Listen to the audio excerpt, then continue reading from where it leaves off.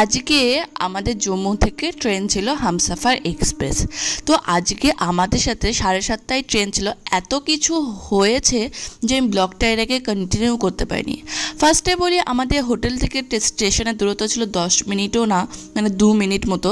কিন্তু অটোওয়ালা আমাদেরকে বললো হ্যাঁ স্টেশন নিয়ে যাবো করে অনেক আগে নামিয়ে দিয়ে 200 টাকা একদম গালে ঠাস ঠাস মানে চড় মেরে নিয়ে নিল। ভালো কথা। তারপরে আসলো স্ক্যানিং করতে, যে ওই ব্যাগগুলো দিতে হয়। সেখানে গিয়ে স্ক্যানিংয়ের সময় কি হলো, আমরা দাঁড়িয়ে আছি, তার মধ্যে আরেকজনও বাঙালি গ্রুপ করছিল। তো তারা এমনই লোক ছিল যে তারা আমাদের ব্যাগ উঠিয়ে নিয়ে চলে গেল। উল্টে তাদের যখন আমি বললাম যে আমাদের ব্যাগ কেন নিয়েছেন, তারা আবার উল্টে আমাদেরকেই দোষারোপ করতে থাকে। তো ভাগ্য ভালো স্টেশন ঘুরে ঘুরে আমি ব্যাগ নিয়ে এসেছিলাম। তো আজকে তাই জন্য এত কিছু হয়ে গেছে, আর ব্লগ করতেই পারিনি।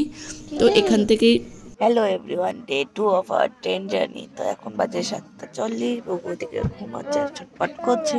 আর আমরা এখন দীনদয়াল উপাধ্যায় স্টেশন, যেটা। তো বাবা নিয়ে এসেছে গরম গরম ইডলি। আর ট্রেনে নেই জল, ওই জন্য ফ্রেশ হতে যেতে পারছি না। এখন এখান থেকে জল নেওয়া হবে। তো অনেকক্ষণ উঠেছি, ঘুমকে আর সেরকম হয়, বারবার করে উঠছি নামছি, এইসবই চলছে আর কি। আজকে শিয়ালদা বলতে হবে 6টা, দেখি কখন পৌঁছায় ট্রেন, একটু লেটে চলছে।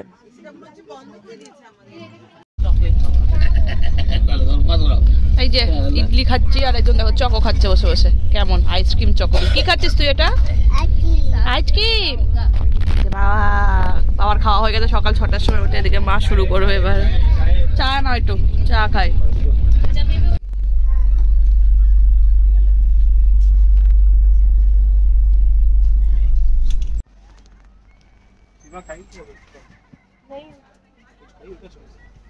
কি করছিস তুই?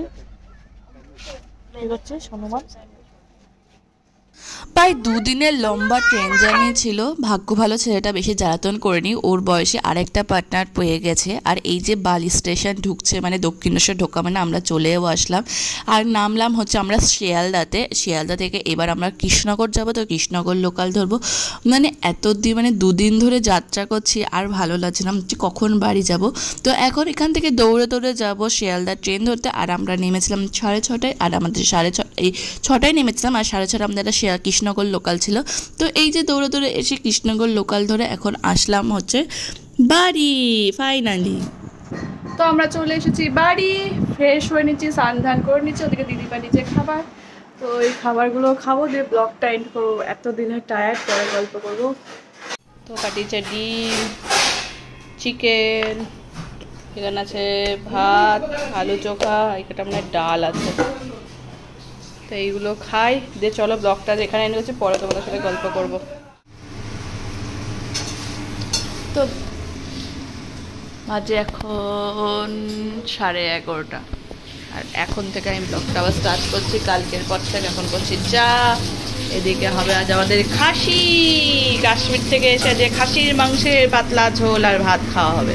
এদিকে মা করছে ইঁচড় চিংড়ি। তো এতদিন বাইরের খাবার খেয়ে খেয়ে এখন আমরা পুরো ঘরোয়া রান্নাতে নেমে পড়েছি। তো আমি ম্যারিনেট করে দিয়েছি মাংসটা, আর মা ইঁচড় চিংড়িটা করছে। আর চাটা খাবো। আর সকালে হচ্ছে ডোসা। আর এই যে এটা হচ্ছে কাওয়া চা, এটা কাশ্মীর থেকে এনেছি, খুব ফেমাস কাশ্মীরের সেই কাওয়া চা। আমি একটা নিয়েছি, বাবাও একটা নিয়েছে। তো পরে একদিন বানিয়ে তোমাদের দেখাবো কেমন করে খেতে হয়। এটা অন্যরকম ফ্লেভার। এটা আমন্ড ফামন্ড দিয়ে খেতে হয়, আমন্ড ব্লেন্ড করে রাখতে হবে। তো পরে এটা খেয়ে দেখাবো। তো চলো চা বানাই। তো আমি আর বাবা মিলে সারাদিন আজকে অনেক কাজ করেছি। সামনে এটা কি দেখতেই পাচ্ছ। তো সারা দিন ধরে ওয়াশিং মেশিনে কেটেছি, প্লাস হচ্ছে কিছু হাতে কাজ কেটে দিয়েছে বাবা, কিছু আমি হাতে কেটে নিয়েছি। আর সবই তো কাশ্মীরের নতুন জামা নিয়ে গেছিলাম, তাই ওই জন্য কোনটা যে ওয়াশিং মেশিনে দেবো, কোনটা যে হাতে কাচবো বুঝেই উঠতে পারছিলাম না। তো ফাইনালি আমাদের সমস্ত কাজ হয়ে গেছে, আর আমরা একদম ফেলে রাখিনি। কাশ্মীর থেকে আমরা কালকে রাতে 9:30টার সময় ফিরেছি।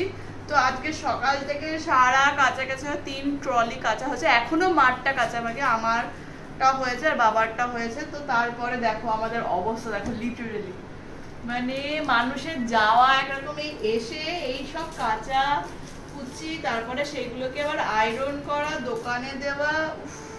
মানে এত পুরো ঢাই ঢাই হয়ে গেছে।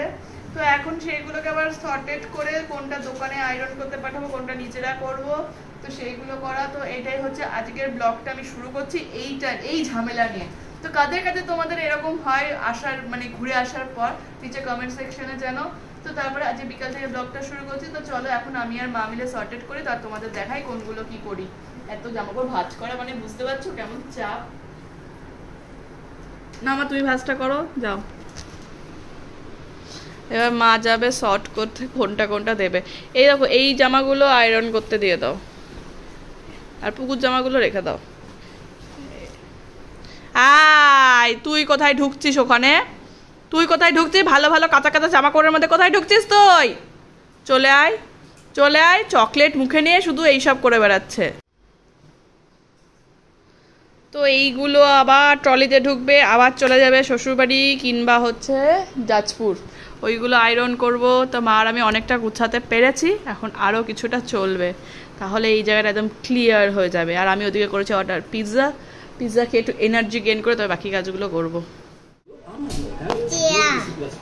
এই যে আমার পিৎজা, পুকু বলেছিল খাবে না, এখন চলে এসেছে পুকু খেতে।